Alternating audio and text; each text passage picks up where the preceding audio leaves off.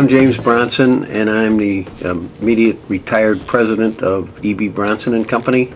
It's now being operated by my two sons, James and Bruce Bronson. The company was established in 1896 and was originally located on Western Avenue, immediately to the west of here. At that time, my grandfather started the company as a bicycle repair shop because actually at that point in time, 1896, very few automobiles were in existence. After the bicycle repair business started and it expanded into doing work for railroads and the local manufacturers who needed parts to repair or rebuild their equipment that they were using. From there, the company evolved into a company of many diverse applications. One original thing that they started doing in the beginning was building brick making equipment, brick handling equipment, because at that time there were many clay pits in this area, and we probably had 7 or 8 brick manufacturing companies. They have obviously closed and gone the wayside and now are garbage fills. But after that point in time, we became involved in the steel industry, which again was a growing industry in this area, and we worked with the steel mill people all the way through the late 1980s. And as the steel mill production and number of plants disappeared and closed, we had to change directions and get involved in new fields, which is what we're basically doing now. We worked for the many manufacturing areas, companies in this area, and also for companies throughout the United States and some overseas equipment. We make parts for the steel drum container industry, which we ship, really those parts we ship worldwide. We also have customers in the printing industry and in the food processing industry, and then the various manufacturing companies who just work in the area, and we do maintenance work for their machines. The plant started after being moved from Western Avenue down here on Irving, and started as a single-story brick building of about 2,700 square feet. And since then, over the period of time, the building was originally, built in 1902 here. We've expanded, and we're in the 20,000 plus square foot of office and manufacturing facilities. My grandfather, Edmund Bronson, who started the company, was also quite active in the city. He was the mayor of the city for a short period of time, interim mayor. And he was also an inventor of sorts. And one of the first things that he developed when he moved down here, because of his association with the railroads, is he developed an electric lantern, which replaced the old oil wick lighted flame lanterns.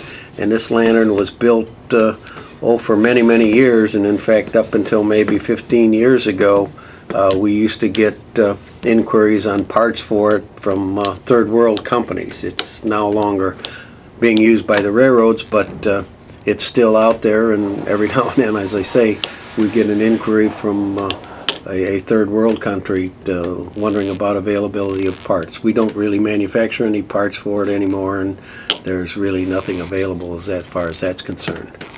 And that is about the extent of the business at this point in time. This particular building was built in 1902, actually, and the floor is a wood block floor, which is an excellent floor, especially for machine parts, because if you drop them and they land on it, it doesn't harm the part, and it's also much easier on the employees' feet.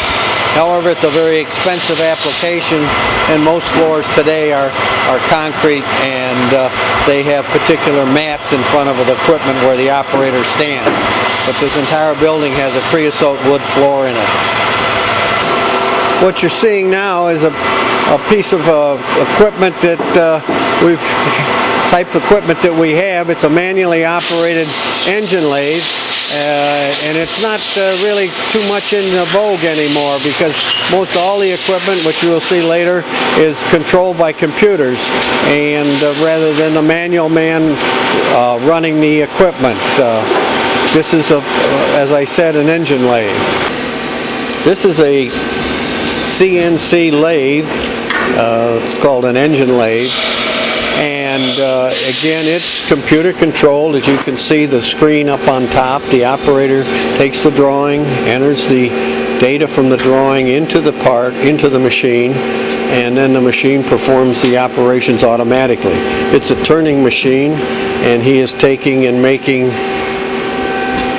this particular part right here, right now, on that machine.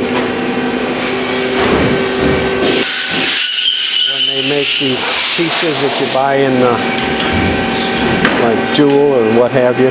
They go into, and they're little blobs of dough, and a press comes down and squishes them out, like 24 of them at a crack every 15 seconds, 24 hours a day, 7 days a week. No, it's the machine is the operation of what you're going to do. The material, this machine can run anything, be it aluminum, that's brass there, bronze right there, that's probably some bearings right there. These are slugs, and I'm not even sure what these are for. He's chucking the part right now.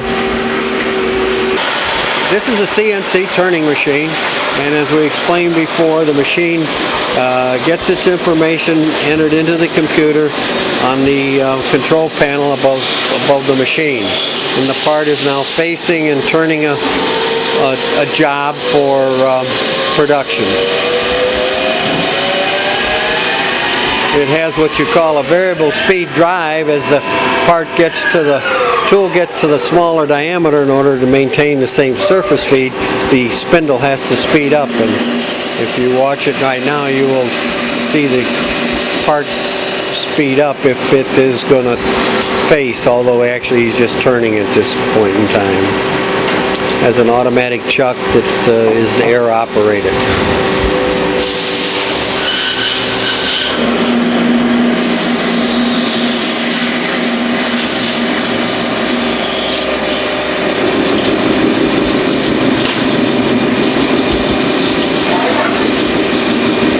The head there has 8 tools on it, and again the tools will index around automatically and change to perform different kinds of turning operations.